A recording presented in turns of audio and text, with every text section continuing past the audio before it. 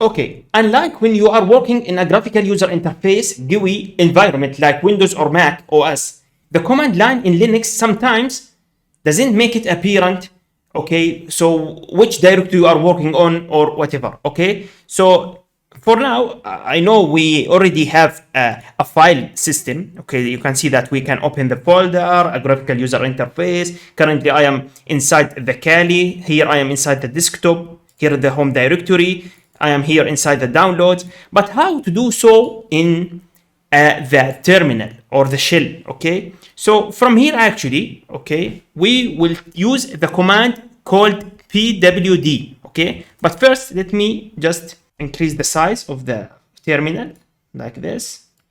Control Shift plus or equal here. All right, now pwd.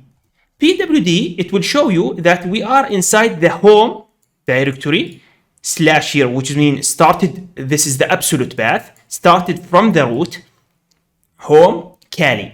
Okay, so for example, if I want to go to another place, so for example, let's open here. Don't worry, we will handle all of the commands to go to another folders, directories, to another to open, to run commands. Everything will be handled in this course, no worries. But for now, just follow me. So open the folder, okay, and here inside the desktop, okay, right click, and here you can see that we have open terminal here. So here currently now if I type pwd, okay, it will show us we are inside home Kali desktop. As you can see, the tilde here means that this is the home directory of the current user, which is, as you can see, it is Kali.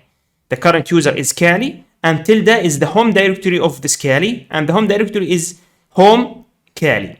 And which this means then home Kali desktop. As you can see, desktop. All right? Okay, cool. Thanks for watching.